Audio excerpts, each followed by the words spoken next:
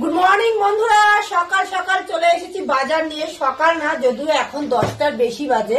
তো আমাদের এখানে এত কুয়াশা পড়েছে সকাল থেকে, দেখে মনে হচ্ছে একেবারে মনে হয় এখন 11টা মানে 7টা বাজে এরকম অবস্থা। সকালবেলা তো কুয়াশার জন্য ঘুম থেকে উঠতে পারিনি, অনেকটা দেরি করে উঠেছি। জাগনা ছিলাম কিন্তু উঠিনি। তো যাই হোক, কি বাজার করে এনেছি তোমাদের দাদাভাই আর কোনটা দিয়ে কি করতে হবে সেটাও আমাকে বলে গেছে। তো চলো দেখিয়ে দিই কি এনেছে।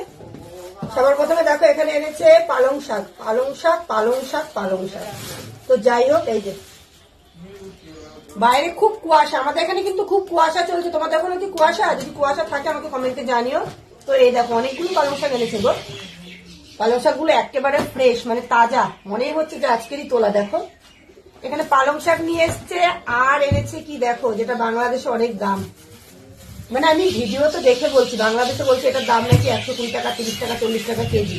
আমাদের এখানে কত করে হবে? হয়তো হার্ডলি 40-50 টাকা। তো যাই হোক, এখানে এনেছে নতুন নতুন আলু, যার মধ্যে অনেক পরিমাণে মাটি মেশানো রয়েছে, যেটা আমি সুন্দর করে ধুয়ে রোদ্দুরে দেবো ছাদে, তাহলে ভালো হবে। এখানে আমার দিদাকে দেখতাম ছোটবেলায় এই আলুগুলো না সুন্দর করে ধুয়ে রাখতো, মানে ধুলে কি হয় জানো তো, যে বালিটা সেটা চারিদিকে হয় না। এই দেখো নিচে অলরেডি বালি পড়া শুরু হয়ে গেছে। তো এখানে এনেছে নতুন আলু। এই দেখো নতুন আলু খেতে তোমাদের কি ভালো লাগে? আমার অতটা ভালো লাগে না।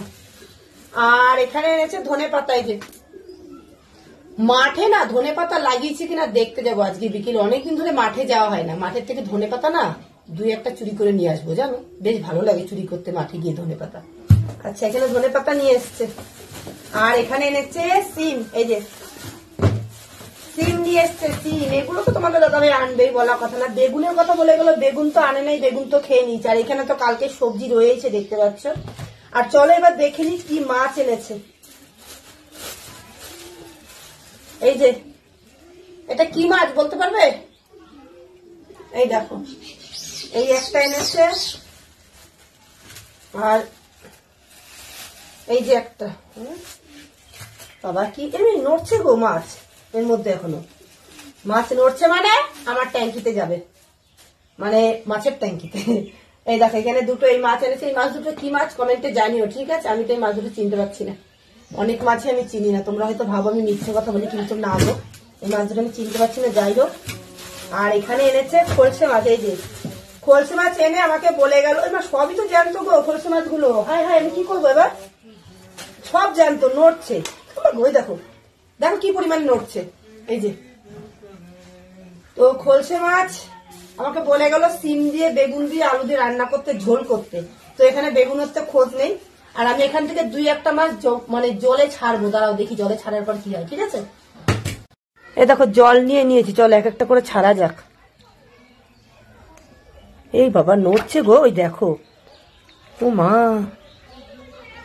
এই জ্যান্ত জ্যান্ত খোলছে বাজার থেকে নিয়ে এসছে। দেখো দেখার পর এগুলো কি তোমরাই বলো, ইচ্ছে করে কুটতে? সব কটাই জ্যান্ত গো, পায় কোথায় এইসব মাছ এই লোক? একটাও তো মরা না গো। ও মা গো, তো লাফাচ্ছে।